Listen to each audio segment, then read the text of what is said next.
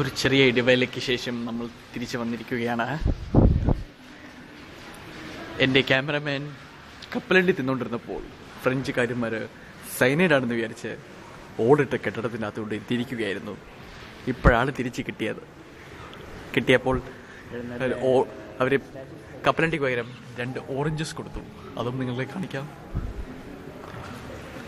നമ്മളിപ്പോൾ നിൽക്കുന്നത് ഇവരുടെ വരാന്തയിലാണ്. ആരുടെ വരാന്തയാണിത്? കടിച്ചാ പൊട്ടാത്ത കുറെ പേരുകളും വെച്ചിട്ട് ഒരു ബോർഡ് കാണുന്നു. നമുക്ക് ബോർഡിലേക്ക് പോവാം. ഈ പെണ്ണ് മാത്രം എന്തിനാണ് എടുപ്പിട്ടിരിക്കുന്നത്? ബാക്കി ആരും വേറല്ല. Cost cutting. ആ സമയത്തും റിസഷൻ ഉണ്ടായിരുന്നു എന്ന് നമുക്ക് മനസ്സിലാക്കാം. അതെ, നമ്മളിപ്പോൾ വിശാലമായ നേച്ചറിന് എന്താണ് മലയാളത്തിൽ പറയണേ? നിങ്ങൾ ചോദിച്ചാൽ എന്നാണ് അടിക്കാനായിട്ട്? നേച്ചർ, പ്രകൃതിയുടെ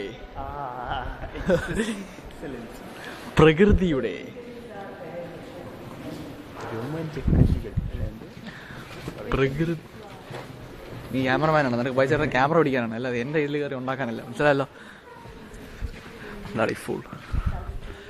So walk straight. I'm sorry, sir. I will sack you otherwise. ജാഗ്രത.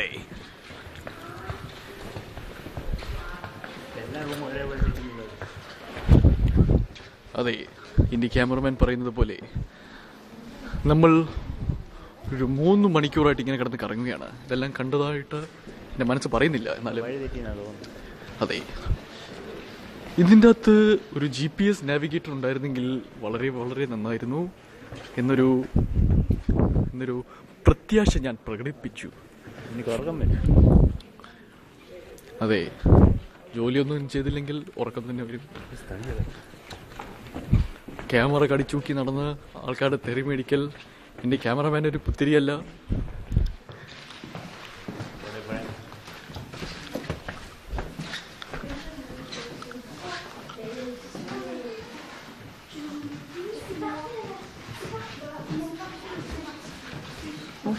ഭയങ്കര വികൃതിയാണല്ലോ. അതെ, സോറി, ശബ്ദം മാറിപ്പോയി. ഭയങ്കര വികൃതിയാണല്ലോ. Jayan style. Okay, this place looks really good. Really expensive, man. Ooh la la. ശാങ്കെല്ലാം പഴയതായോണ്ട് ചിലപ്പോൾ നല്ല വിലക്ക് കിട്ടുമായിരിക്കും. എൻ്റെ മുറിയിൽ ഒരു ബൾബ് കത്തുന്നില്ല, അത് അവിടെ കൊണ്ട് കെട്ടി തൂക്കിയിടാൻ പോകും.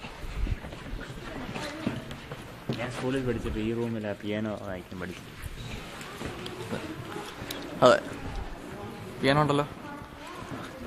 അതിനുശേഷം ആരെയും അതിൻ്റെ അടുത്തൂടെ പോകാൻ സമ്മതിച്ചിട്ടില്ല ആരും. അതായിരുന്നു ഏറ്റവും അവസാനത്തെ ദിവസം.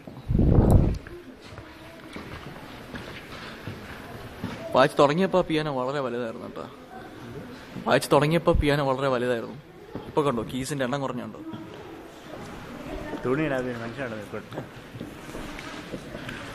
Oh yes, you can see his